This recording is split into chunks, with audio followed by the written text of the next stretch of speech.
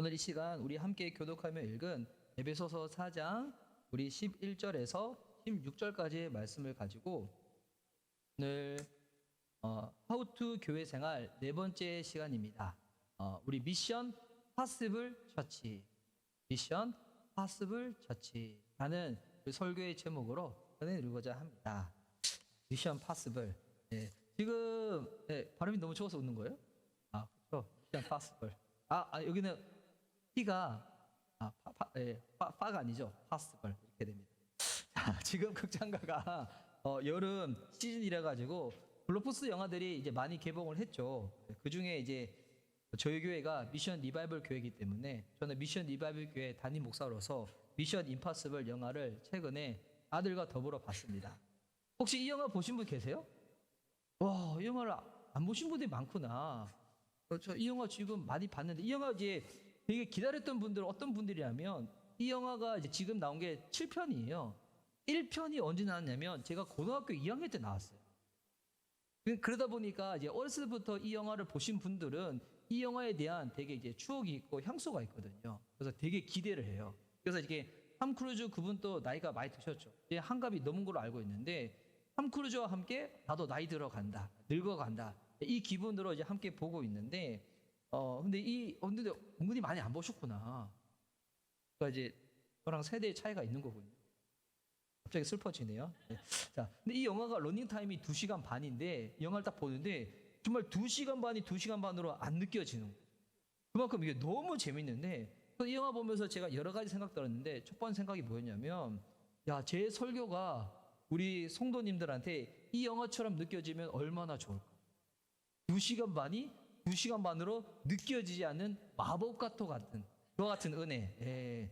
제 설교 길이로 인해서 우리 성도님들이 마음에 혹 이제 어려움이 있으실 수 있잖아요. 그래도 감사하게도 은혜 나눔할 때는 다들 다 듣고 이해를 하셔가지고 그런데 제가 설교 시간이 짧든 길든 보니까 너무 이 말씀이 하나님 내게 하신 말씀이 확 들어오는 거야.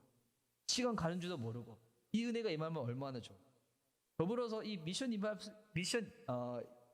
리바이벌이 아니라 미션 임파서블 이 영화의 백미는 뭐냐면 이 영화가 팀 사역을 제대로 보여준다는 거예요. 원래 이 영화의 오리지널이 70년대 미국 드라마 시리즈였거든요. 그 드라마에서는 원래 팀 사역이 이 드라마의 특징이었어요. 근데 영화로 처음 만들어지고 난 다음에는 탐 크루즈 이 주인공의 거의 이제 1인 활력으로 그려지다가 이게 한 3편부터가 팀 사역이 딱 나오기 시작했거든요. 여전히도 이제 탐 크루즈의 이 활력이 두드러지게 나와 있지만 이 영화의 백미는 뭐냐면 환상적인 이 팀 사역의 케미 가운데 불가능한 그 미션이 가능해지는 거. 요거를 보는 딱 재미가 있어요. 그래서 제가 이 영화를 보면서 그 생각이 들었죠. 이 영화에 나오는 팀처럼 교회도 그런 팀을 딱 구성을 해야 되는. 오늘 우리가 살펴보고자 하는 에베소서 4장. 에베소서 4장을 올해만 해더라도 이게 한 3번째 살펴보는 거예요. 이 3번째 살펴보는데 하나님께서 이 교회 주신 본질이 있죠. 그 교회의 본질이 뭐라고 했습니까? 교회 본질. 영혼 구원하여 제자 삼는 것. 근데 이 본질을 어떻게 하면 이룰 수 있는지 구체적인 방법이 나온 게 오늘 이 에베소서 4장 이 본문입니다. 그래서 하나님이 주신 이 본질을 이루기 위해서 우리 교회가 어떤 모습을 가져야 되냐면 하나됨을 이루어야 된다는 거예요. 지금의 표현 따지면 바로 우리가 팀이 되어야 한다는 겁니다.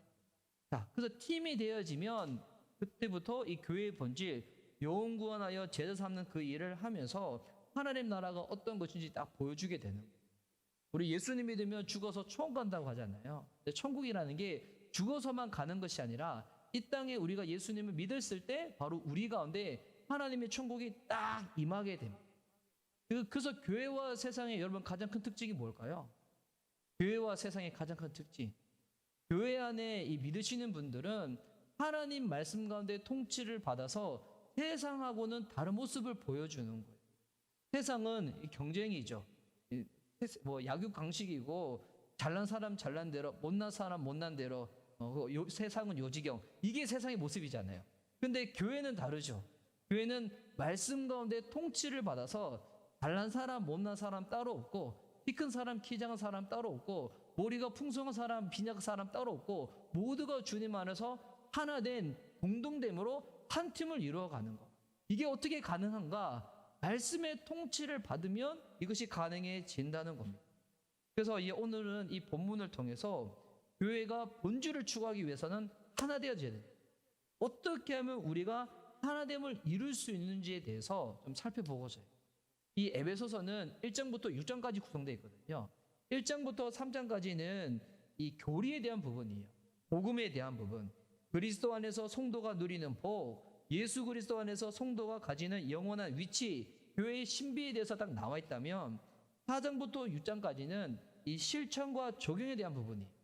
성도들이 실제적으로 어떻게 살아가야 되는가, 또 교회에서, 가정에서 영적인 전투 가운데 그 부분들을 실제적인 부분을 딱 나누는 거예요. 근데 오늘 본문은 4장이니까 어디에 해당되는 겁니까? 실천과 적용에 딱 해당이 되는 거죠. 그래서 이제 오늘 이 본문을 딱 읽으면서 그 앞부분의 내용을 우리가 이해할 필요가 있는데 1장부터 3장까지 어떤 내용이냐면 압축하면 이런 내용이에요. 교회는 그리스도의 몸이고 모든 열방과 민족이 예수를 주라고 고백하고 예수의 다르심을 받도록 이 땅에 세운 것이 교회라는 거예요. 왜 교회를 세웠는가? 예수 그리스도의 주대심과 예수 그리스도의 다스림을 받기 위하여. 그래서 이 교회의 영광스러움을 딱 선포를 하며, 그래서 이 교회가 이 사명을 감당하기 위해서 어떻게 돼야 되는가? 하나가 되어줘야 된다는 거예요. 그러면서 4장으로 딱 넘어가는 겁니다. 자, 그러면 오늘 또 이게 본문을 읽었지만 우리가 한글로 된 성경을 읽었음에도 불구하고 여러분 이 성경 딱 읽었을 때 잘 이해가 되나요? 알듯한데 모르듯하죠. 왜? 이 내용이 좀 이렇게 표현이 좀 어렵기 때문에. 그래서 제가 지금 어려울 수 있는 내용들을 우리 성도님들이 잘 이해할 수 있도록 좀 3가지로 정리해서 알려드리려고 합니다. 교회가 하나 될 수 있는 그 방법. 자, 첫 번째는 뭐냐면 각자 주신 역할을 아는 거예요. 하나님이 우리 각자에게 주신 이 역할과 부르심이 있는데 그것을 아는 겁니다. 오늘 읽었던 이 11절에 보면 교회의 하나됨을 위해서 하나님이 교회에 주신 직분이 있고 은사가 있습니다. 이 11절 말씀을 제가 한번 읽을게요. PPT가 오늘 안 넘어가네. 제가 원래 오늘 이렇게 처음에 미션 리바이벌 이거 소개하면서 미션 리바이벌 주제가를 딱 준비해 놨는데 주제가 이따가 들읍시다. 마지막에. 자, 우리 11절 말씀 우리 함께 11절 말씀 제가 읽겠습니다. 그분이 어떤 사람은 사도로, 어떤 사람은 예언자로, 어떤 사람은 복음 전도자로, 또 어떤 사람은 목사와 교사로 삼으셨습니다. 11절에 보니까 지금 여러 직분들이 딱 나오잖아요. 보니까 사도부터 시작해가지고 예언자, 복음 전도자, 목사, 교사 쭉 나오는데 이 직분이 좀 어렵게 느껴질 수 있기 때문에 제가 간단히 설명해 드리면 사도는 어떤 사람인가? 하나님의 뜻을 전파하고 제자 삼는 일을 하기 위해서 보냄을 받은 사람이 이 사도입니다. 예언자는 어떤 사람인가? 우리는 예언자라고 하면 앞으로 일어날 일들을 말하는 사람, 이렇게만 이해하지만 이 개정에는 이게 선지자로 번역되어 있어요. 예언자, 선지자의 이 원 의미는 뭐냐면 하나님의 말씀과 뜻을 교회에 전하는 사람이 예언자예요. 그래서 여러분 이 교회에서 설교 행위는 예언의 행위가 있어요. 예언의 행위. 전 날마다 예언하잖아요. 오늘도 예언해 볼까요? 여러분 언젠간 반드시 죽습니다. 네. 그리고 예수님 믿는 사람은 천국에 가고요. 예수님 안 믿는 사람들은 하나님이 계시지 않는 고수, 그 지옥으로 갑니다. 지금 일어난 일이에요, 안 일어난 일이에요? 아직 일어나지 않았죠? 제가 예언적으로 말하는 거예요. 설교에는 예언적인 기능이 있거든요. 그리고 복음 전도자는 복음의 소식을 딱 전해서 구원에 이르는 역할을 감당하는 사람이고, 목사와 교사는 교회 구성원들을 가르치고 돌보는 역할을 하는 사람들입니다. 그래서 교회가 하나님께서 이 여러 가지 직분과 은사를 딱 주시는 거예요. 그런데 이 11절을 읽다 보면 어떤 분들은 이런 오해를 하시는 분들이 있어요. 교회에 여러 가지 직분이 있죠. 은사가 있죠. 그런데 이 직분과 은사를 서열로 생각하시는 분들이 있어요. 서열로. 그러니까 여기 나오는 직분과 은사들은 여러분 서열이 아니에요. 어떤 것이 더 높고 어떤 것이 더 낮고 어떤 것은 더 귀하고 어떤 것은 천하고 뭐 그런 게 없다는 거예요. 모든 직분, 모든 은사는 하나님이 주신 거기 때문에 다 필요하고 다 귀하다는 것입니다. 그리고 또 기억해야 될 것은 뭐냐면 여기 사역의 구분은 나여 있지만 이 사역의 속성은 동일하다는 거예요. 그러니까 기능적인 차이는 있어요. 오늘 또 우리 찬양 인도하신 분이 있고, 설교자가 있고, 악기 연주하신 분이 있고, 또 이렇게 주일학교로 섬기시는 분이 있고, 각가지 여러 가지 기능은 다 다르지만 이 속성은 똑같다는 것입니다. 이 속성은 뭔가? 특별히 이 11절에 나오는 속성들은 말씀을 전문적으로 가르치는 역할을 하는 거예요. 말씀을 전문적으로 가르치는 역할. 그러다 보니까 11절에 이 본문을 보면서 가장 큰 오해는 뭐냐면, 그러면 이거 목회자들한테만 해당되는 거지 우리들한테 해당되는 안 되는 얘기 아닌가? 성도분들은 이렇게 또 오해할 수가 있어요. 근데 여러분, 이거는 우리 모두의 이야기입니다.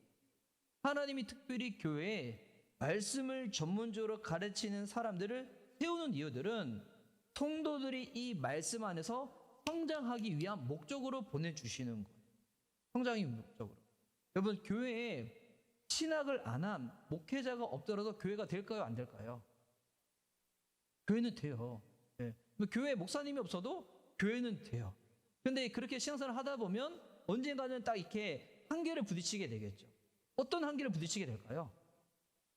그러니까 쉽게 생각하면 그런 거예요. 이제 여러분이 이렇게 우리 청소년들이 만약에 우리 또 이렇게 틱토커가 있으니까 나는 이 영상을 잘 찍어가지고 영상을 전문적으로 하는 그 직업을 갖고 싶다.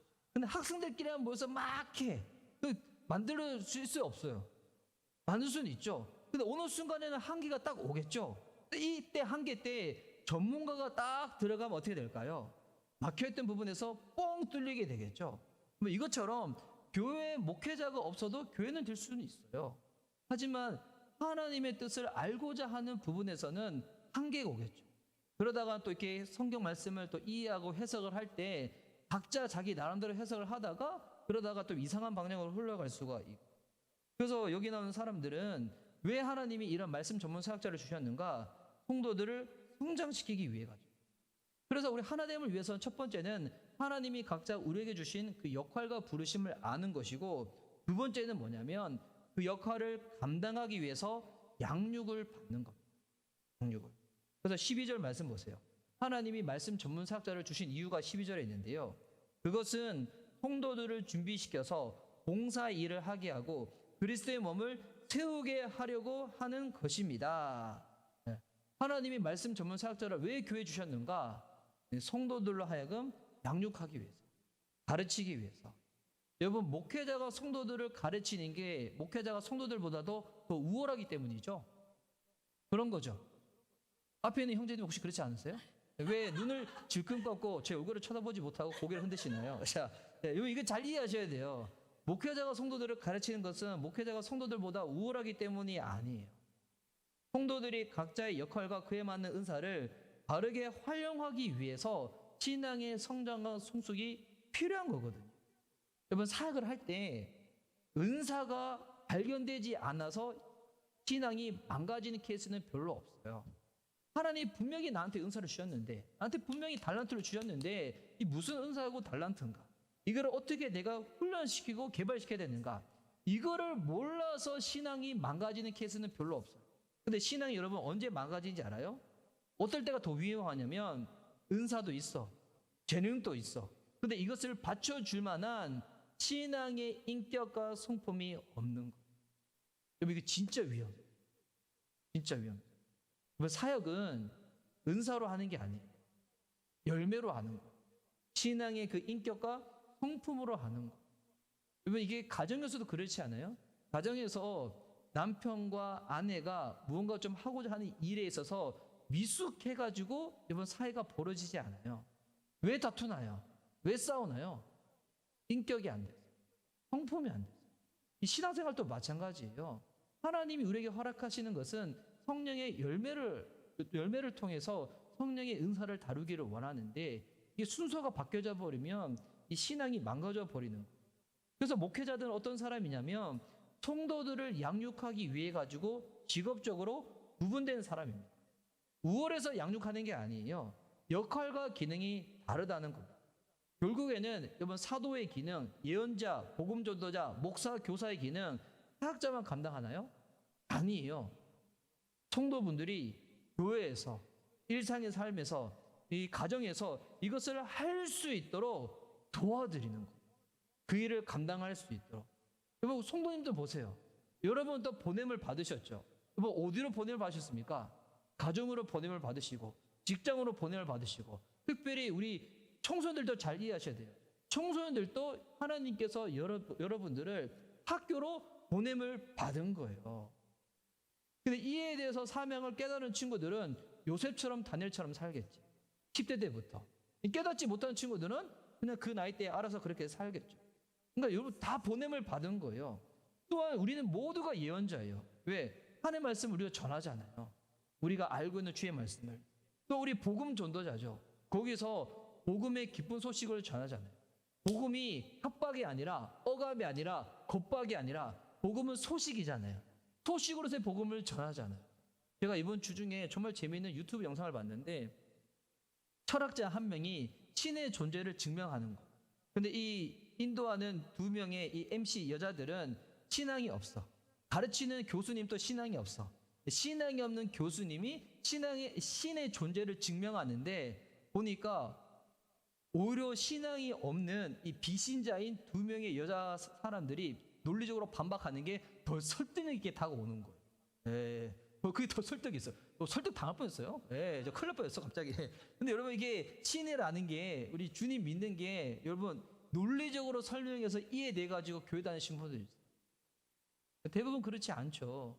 처음에는 각자 마음에 어려움이 있든지 어렸을 때부터 교회 생활에 익숙했든지 그러다가 어느 순간에 하나님의 살아계심을 딱 만나게 되는 거죠. 딱 알게 돼요. 그래서 제가 청소년들 그 얘기를 하죠. 그래서 아직 주님의 어떤 분인지 말씀이 어떤지 잘 이해되지 못하고 깨닫지 못하더라도 좀만 기다려라. 좀만 인내해라. 너희 삶 가운데 반드시 고난은 온다. 예. 반드시 역경은 온다. 예. 예언적인 말씀이죠. 예. 지금은 이 생에 다 본인들 누구 보는 게 다 좋아 보이지만 예언해 드립니다. 아직까지 저보다도 이렇게 더 많이 사신 분들은 저 예언에 해당되지 않지만 아직 살아보니까 인생은 지나갈수록 고난이 더 오더군요. 우리 10대들 우리 격려합니다. 삶과 조율을 표합니다. 지금 공부한다고 많이 힘들죠. 예, 많이 힘들죠. 근데 앞으로 이거보다 더 숱한 역경이 올 겁니다. 예. 그때는 깨달을 거야. 야, 내가 얼마나 작은 존재인가. 근데 그때 교회 공동체를 떠나지 않으면 주님을 만나게 되겠죠. 또 목사와 교사 양육하고 돌보죠. 부모님들도 자녀를 양육하고 또 우리 각자 있는 삶의 형편에서 양육하고 돌보는 일 하지 않습니까? 그래서 이 일이 목회자만 하는 일이 아니에요. 성도님들이 이 일을 감당할 수 있도록 도와드리는 거죠. 그래서 제가 이게 보면 교회는 이전 교회는 그렇게 이해들을 많이 했어요. 아, 우리가 교회 열심히 다녀서 목사님이 꿈꾸는 비전과 목사님이 교회 바라는 그 모양들을 우리가 옆으로 열심히 도와줘야지. 목사님이 원하는 꿈이 마음껏 교회에서 펼쳐져서 교회도 성장하고 우리 목사님 정말 이렇게 훌륭하게 유명하게 쓰임받을 수 있도록 우리가 받쳐줘야지. 예전에 우리 부모님 세대 때는 진짜 신앙생활 그렇게 했어요. 근데 이제 그게 꼭 틀린 건 아니지만 여러분 그게 전부는 아니에요. 진짜 맞는 건 뭐냐면 목회자가 성도님들의 사역을 도와주는 게 맞는 거예요. 제가 여러분을 도와주는 거예요. 여러분이 가정에서 직장에서 삶의 형편에서 정말 그리스도인으로서 이와 같은 사역들을 감당할 수 있도록 저는 도와주는 거예요. 그래서 여러분들은 이 목회자를 이렇게 사용하셔야 돼요. 제 목양실에 가면 포장이 되어 있는 선물이 하나가 있어요. 이 말씀 달력으로 포장해 놓은 건데, 근데 이제 이 포장을 해놔서 딱 뒀다. 이 자체로는 아무런 활용성이 없죠. 어떻게 쓸 수 있어요? 포장지를 뜯고 말씀 달력이니까 테이블에 딱 놔야지 이거로서의 기능을 딱 발휘를 하는 거잖아요. 만약 저를 포장지를 뜯지 않은 선물 마냥 그냥 바라만 본다라고 하면 여러분은 저를 지금 활용하고 있지 못하게 되는 거예요. 저를 어떻게 활용해야 되냐면 이 성도님들이 불러주신 교회와 삶의 현장에서 여러분이 그리스도인답게 살아갈 수 있도록 저를 활용하는 가장 좋은 방법, 말씀 양육을 받는 거예요. 그래서 여러분이 무럭무럭 성장해서 저와 함께 동력자가 되는 거예요.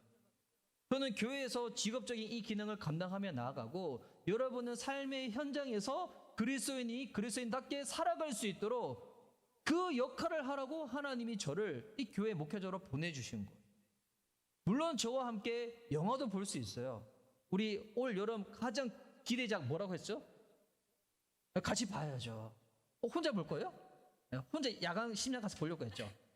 아니, 같이 본다 약속했어요? 자, 알겠어요. 예, 저와 함께 영화도 볼 수 있고요. 저와 함께 자전거도 탈 수 있고, 저와 함께 좋은 카페 가서 차도 마실 수가 있어요. 근데 이거는 부가적인 기능이죠. 저희 부가적인 기능. 근데 저의 주된 기능은 뭘까요? 여러분을 영적으로 준비시켜서 예수 그리스도의 제자답게 살아가기 위한 양육의 통로로 하나님이 보내주십니다. 저를 그렇게 사용하셔야 돼요. 하나님이 나한테 이상한 목사님을 선물로 주셨구나. 난 근데 아직까지 이상한 목사님이 너무 귀해서 이상한 목사님이라는 이 포장지를 뜯지 않고 있었구나. 예. 제 옷을 집었던 지장이라 포장지를 뜯고 저를 그렇게 사용하시라는 거예요. 예. 근데 우리 청년들, 우리 성인들만 그렇게 사용하라고요? 청소년들도 그렇게 사용하는 거예요.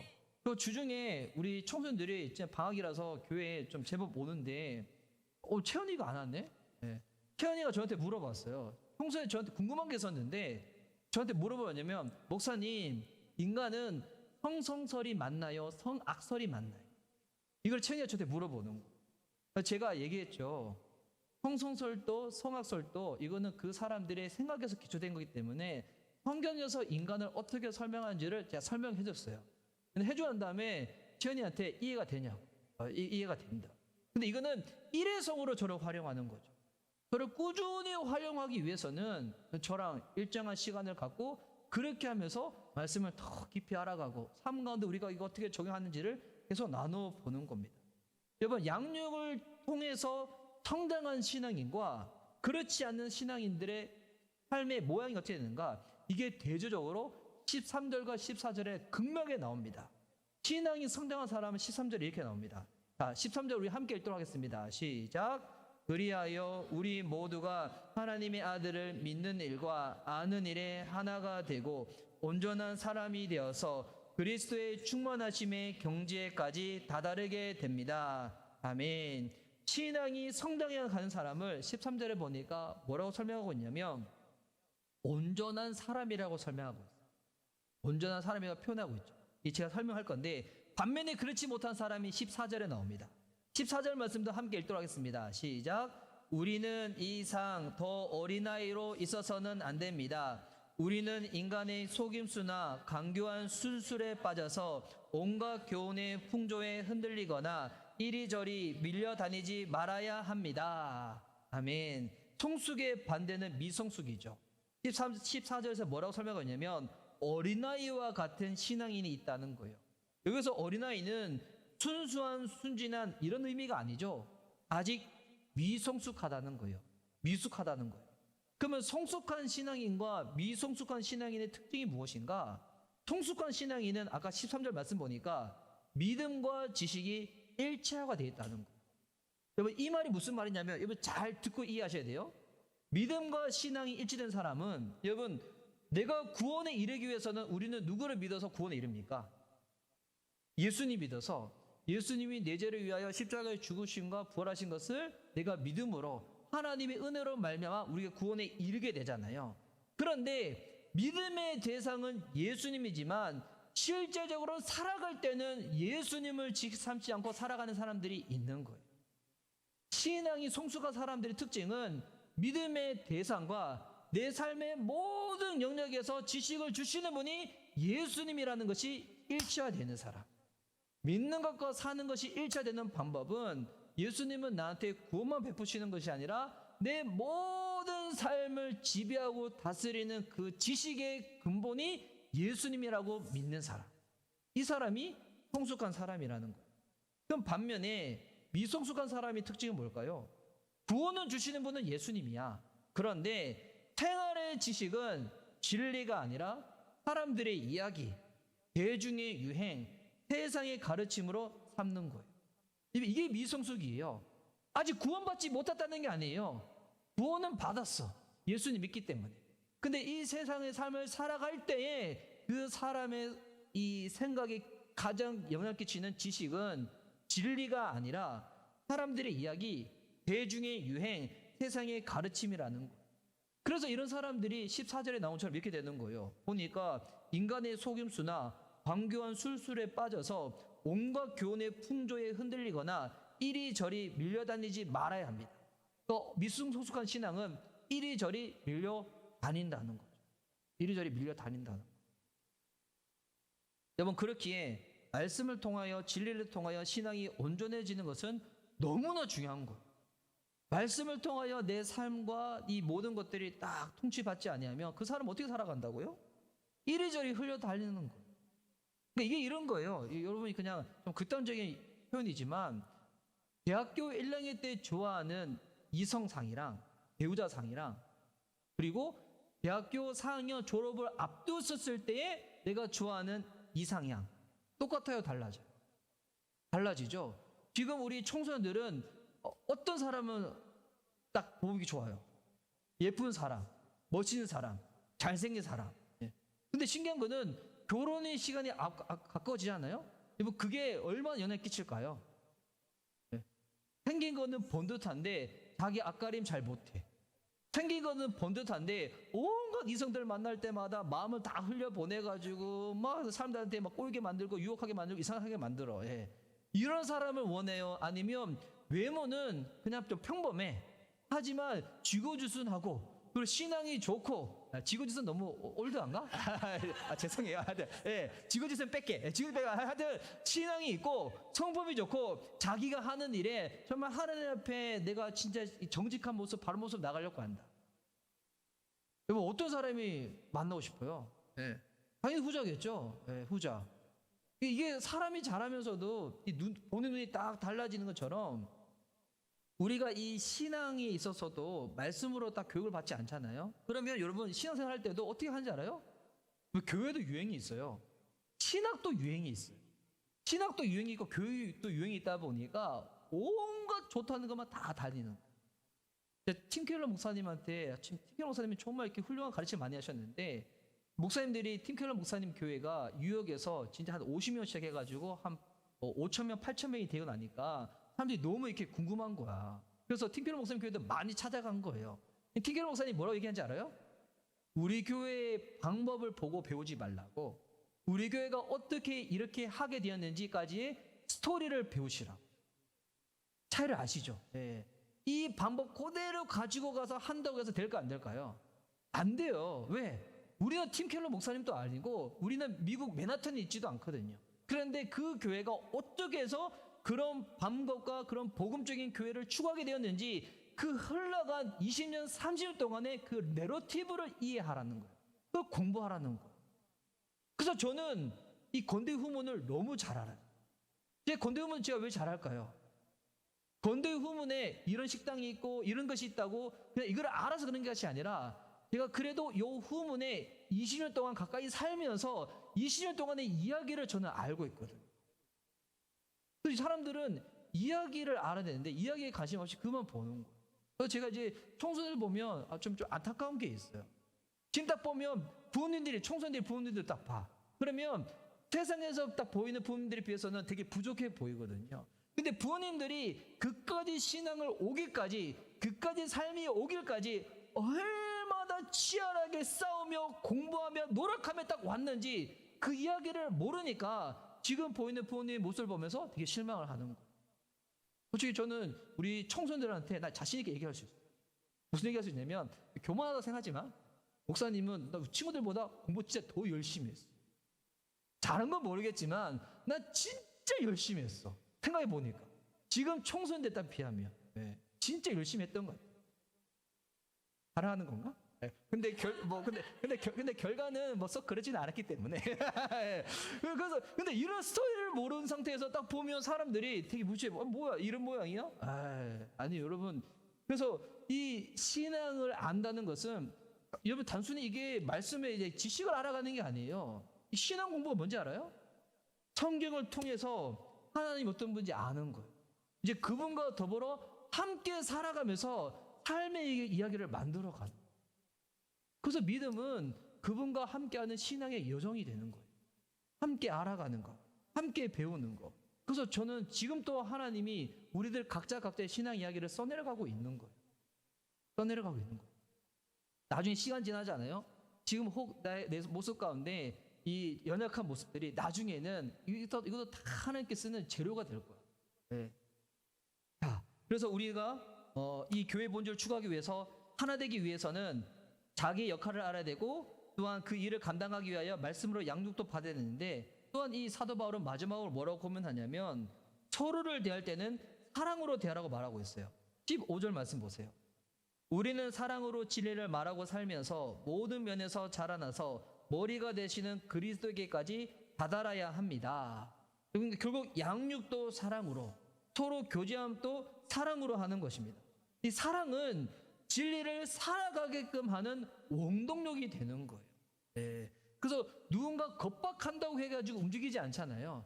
진짜 나를 사랑하는 사람한테 감동을 받으면 지금 잘 모르지만 그 사람이 하는 것을 함께하고 싶은 거야. 배우고 싶은 거야. 그렇게 하다가 딱 전도가 되는 거잖아요. 지금의 시대에는 이 사랑이라는 단어가 너무 오염이 돼가지고 이게 사랑에 대해서 우리가 한번 다시금 정의가 할 필요가 있는데 에베소서에는 사랑이 뭔지에 대한 정의가 없어요. 근데 이 사도 바울이 말하는 것을 가지고 제가 좀 나름대로 생각해서 설명드린다면 사랑이 무엇인가? 사랑은 하나님께로부터 받은 사랑을 내가 드러내는 거예요. 하나님께로부터 받은 사랑을 드러내는 거예요. 그래서 진짜 하나님께 사랑받은 사람들은 그 상황에서 무슨 생각하는지 알아요? 하나님이라면, 예수님이라면 이때 어떻게 행동하실까? 어떻게 말할까? 이게 우리 친구들이 연예인 좋아하는 거랑 똑같아. 연예인 좋아하는 친구들은 딱 보면 그러잖아. 이때는 우리 BTS라면 우리 BTS 오빠는 어떻게 할까? 이때라면 우리 유진스 동생이라면 어떻게 춤추고 어떻게 생각할까? 이것처럼, 예, 나 유진스 되게 좋아하는데. 근데 이것처럼 여러분 진짜 사랑하는 사람 있으면 제 유진스 좋아하면 안 되나요? 바니스 봉 들고 흔들면 안 되나요? 예, 그러진 않을 거지만, 그러지 않을 거예요. 그냥 마음으로 좋아할 거예요. 예. 이것처럼 진짜 사랑하는 사람이 있으면 그 사람이 막 생각나는 것처럼 하나님으로부터 사랑받은 사람들은 그 시간에 그 현장에서 하나님 생각이 딱 나는 거예요. 하나님 생각이. 그래서 여러분 이 사랑은 하나님으로부터 사랑받은 사람만이 사랑을 실천할 수 있어요. 자, 그래서 우리 교회가 하나 되기 위해서 여기 한번 정리를 하면 각자 역할을 알아야 돼요. 이 역할을 감당하기 위해서 온전한 사람이 되기 위해서 양도 받아야 돼요. 또한 서로를 대할 때 하나님이 나를 사랑하는 그 사랑으로 서로를 대하는 거예요. 이럴 때 교회가 환상적인 팀을 이루게 되는 거예요. 그러니까 이 모습이 마치 어떤 모습이냐면 교회가 병원이라 얘기한 것처럼 여러분 교회는 오케스트라가 돼야 되는 거예요. 혹시 우리 선생님 괜찮으면 우리 아까 PPT에서 제가 처음 틀지 못했던 그 영상 한번 틀어주시죠. 여기 이쪽에 나왔던 이 시커먼 거 있게.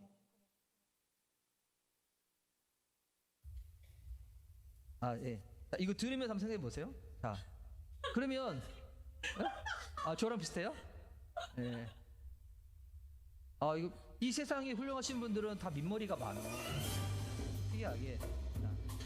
지금 이거 주제가 뭔지 아시죠? 예. 미션 이게 임파서블 그 영화의 주제가를 오케스트라 팀이 이렇게 딱 하고 있는데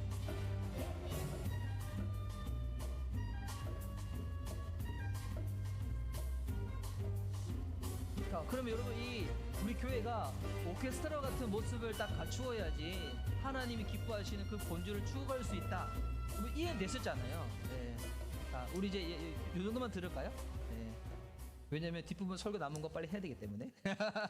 자, 감사합니다. 네. 자, 그러면 우리도 알았어. 교회가 하나됨을 이루기 위해서 양도 받아야 돼. 그러니까 내 역할도 알아야 돼. 양도 받고 서로 사랑해야 돼. 이게 알기는 아는데 그러면 이와 같은 바울의 권면을 받았던 당시 에베소 교인들이나 지금을 살고 있는 저와 여러분들이 이런 이상적인 말씀의 목표는 알았지만 우리는 계속 이렇게 살면서 실수할 때도 있고요. 넘어질 때도 있고요. 우리 교회도 이렇게 하고 싶지만 시행착오를 할 때도 있어요. 이런 실수와 연약함과 시행착오 속에서도 이 사명을 온전히 계속 감당할 수 있는 그 힘이 어떻게 주어질까요? 어떻게 주어져? 안다고 해서 다 그렇게 살아내요? 그렇게 하지 못할 때가 있잖아요. 그런데 우리 다 넘어져. 제가 또 하나 예드리지만 또 예언해 드릴게요. 우리 교회에 대해서 여러분들이 더 충만한 사랑과 은혜와 믿음의 교제 가운데 여러분은 성장하시게 될 거예요. 근데 그런 성장 가운데서도 우리는 내가 내 자신을 보면서도 그렇고 누군가 나와 다른 사람을 보면서도 그 관계 가운데 어려움도 경험하게 될 거예요. 이미 교회가 작든 크든 그 상관없어요. 사람이 모인 데는 뭐 어느 모이는지 다 죄인들이 모이기 때문에 서로 상처받기도 하고 토라지기도 하고 실망하기도 해요. 사랑해서 영원토록 갇히고 싶어서 같이 살고 있는 부부도 싸우는데 하물며 교회 안에도 그런 게 없지 않을, 교회 안에도 그런 부분들이 있을 수가 있다는 거예요. 그러면 그런 가운데서도 우리가 하나님 말씀하시는 이 교회의 본질을 추구하기 위해서 하나 되기 위해서 이게 계속 할 수 있는 그 힘은 어떻게 주어지는 거예요? 제가 주중에 20년 전에 제가 중고등부를 섬겼을 때 학생이었던 제자를 만났어요. 제가 인스타에도 올려서 제 인스타 이제 팔로우 하신 분들 그 보셨을 거예요. 보니까 그 중에 이제 한 명은 하남시에서 큰 헤어샵의 원장님이 되죠. 제 아내한테 이게 머리를 해준다고 해가지고 갔는데 제 아내가 태어나서 처음으로 비싼 이렇게 머리를 만졌어요. 야, 난 자매들 머리가 그렇게 비싼지 몰랐어요. 보니까 뭐 몇십만 원씩 하더군요. 예. 그거 받고 저는 평생에 그냥 이렇게 해가지고 머리에 제 돈이 안 들었거든요. 저는 어렸을 때도 제 아버지가 이발소여서 제 돈 주고 머리를 잘라본 적이 없어요, 거의. 예. 근데 하여튼 그래서 그 제자랑 이제는 두 아들의 엄마가 된 제자를 만났어요. 진짜 오랜만에 만났는데, 근데 이제 그 헤어샵 원장하고 있는 그 제자한테 지금 신앙생활 어떻게 하는지 물어봤더니 교회를 안 다니고 있다는 거예요. 중학교 때, 고등학교 때 그렇게 열심히 교회 다녔거든요. 뭐 새벽 예배도 나오고 교회도 안 떠났어. 정말 열심히 나왔었는데, 근데 지금 교회를 안 나간다는 거예요. 왜 안 나고 있냐고 물어보니까 뭐라고 대답하냐면, 이전 교회 사역자한테 본인이 좀 실망하게 되면서 그게 가슴에 박혀가지고 그다음부터 교회를 다니고 있지 않다는 거예요. 그 얘기를 듣는데 다른 성도도 아니고 이번 사역자에 의해서 마음이 다치게 되면 그게 열리는 데까지 정말 많은 시간이 걸리거든요. 그걸 저도 알다 보니까 그 얘기 듣는데 너무 안타깝고 답답한 거예요. 그래서 제가 언젠가 우리 교회 한번 오라고 제가 한번 이렇게 건면을 해주셨는데 그 생각에서 제가 누가 생각나냐면 우리 교회 다니고 있는 중고등학생들이 생각났어요. 지금 우리 교회가 인생의 첫 번째인 청소년들한테는 첫 번째 아닌 친구들도 있지만 지금 이 친구들한테는 제가 인생의 첫 번째 담임 목회자가 되는 거잖아요. 그러니까 지금 우리 교회가 이 친구들한테 신앙의 오리엔테이션을 하고 있는 거예요. 야, 내가 정말 더 잘해야 되겠다 하는 생각이 들었는데 이 모습 보면서도 사역자한테도 실망해. 사역자한테도 실망하는 게 지금의 교회 모습이에요. 여러분, 지금의 교회는 어떤 모습이냐면 우리 특별히 성도님들 잘 듣고 이해하셔야 되는데 이제 지금의 시대는 목회자라는 타이틀을 보고 그 사람을 신뢰할 수 없는 시대가 돼요. 예전에는 목사님이라 하면 최소한 저분 믿을 수 있겠구나 생각했지만 요즘은 그렇지 않아요. 목사님이라는 타이틀을 가지고 그 사람을 신뢰할 수 없는 세대. 이제 분당 우리 교회 이찬수 목사님이 이제 이런 설교를 최근에 한번 하셨어요. 교회 안에서 성도들에 의해 가지고 교사들에 의해 가지고 직분자들에 의해 가지고 되게 상처받아. 이게 보았던 정말 심각한 이야기. 그러면서 청년들한테 그런 이야기를 하는 거예요. 이찬수 목사님이 교회 청년들 이 주일학교 교사로 있고 성가대에 있는 청년들 보면 늘 마음이 불안하다는 거예요. 그래서 자매들한테 그 얘기를 했어요. 지나치게 친절을 베푸는 형제들을 경계하라고.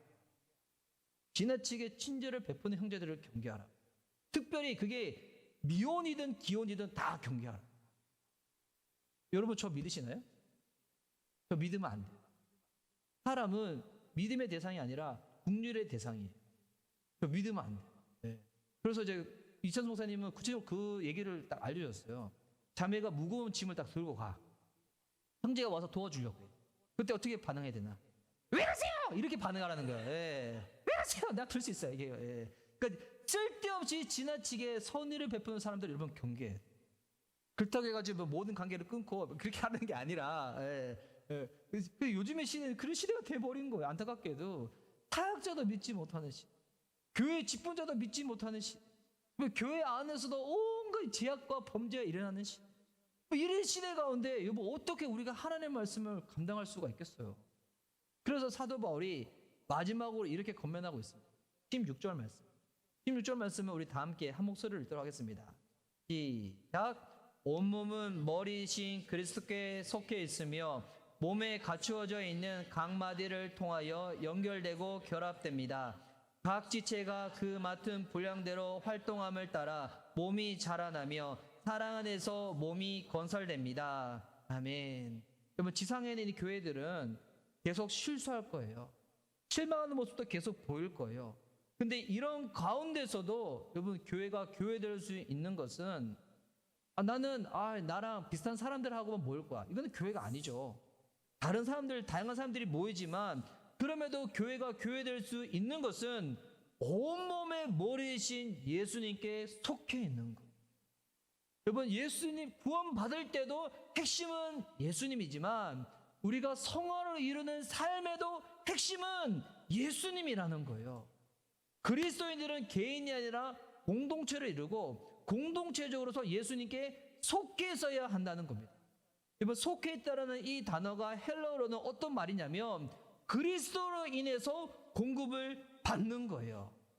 다시 말해서 이 교회의 교회다움은 허물과 죄로 죽었던 우리를 위하여 십자가에서 죽으시고 부활하시고 살리신 그리스도, 그분께 속해 있으므로 지상의 교회가 시행착오가 있고 실수를 하고 실망 가운데서도 예수님께 속해 있을 때, 그분과 안 떨어져 있을 때 힘과 생명을 공급받게 된다는 것입니다.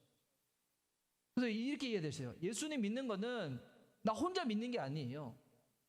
예수님의 몸의 지체로서의 내가 회복되어지는 거예요. 이걸 이해하지 못하다 보니까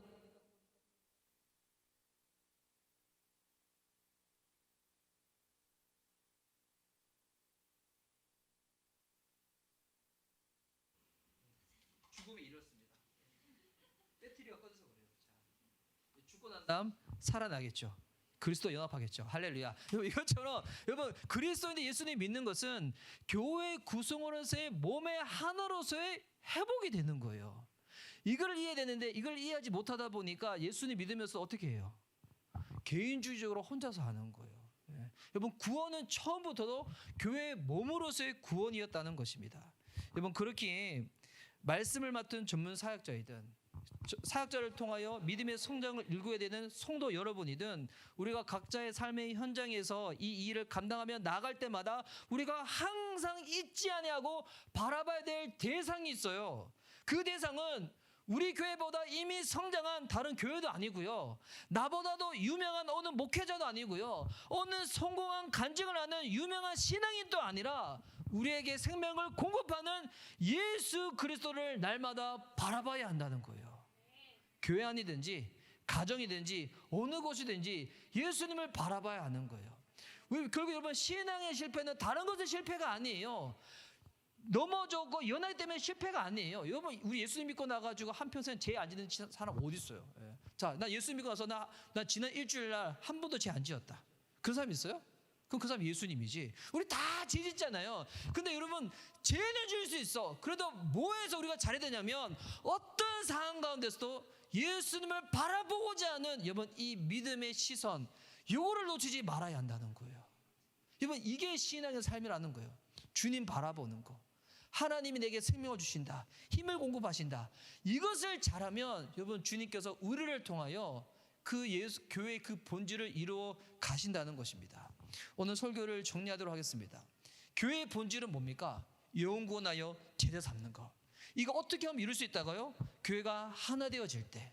어떻게 하면 교회가 하나 되어질 수 있는가? 각자의 역할과 은사를 알고 온전히 감당할 수 있도록 말씀으로 양육을 받고 서로를 대할 때는 사랑으로 대하는 거예요. 그리고 더 잊지 말아야 될 거, 이렇게 감당할 수 있는 생명과 힘은 누가 주시는가? 머리 되시는 예수님. 그분께 속해 있는 겁니다.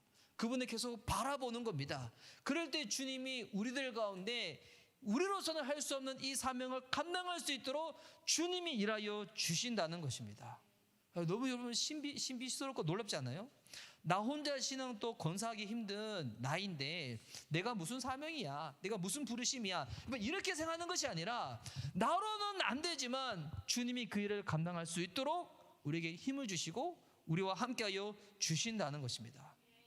그렇게 될 때 하나님 허락하신 이 사명, 임파서블이 아니라 미션 파습을 할 수 있도록, 이 사명을 감당할 수 있도록 주님이 우리 교회 가운데 일을 행하실 줄 믿습니다.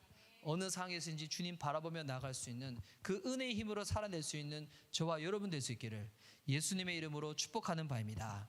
아멘.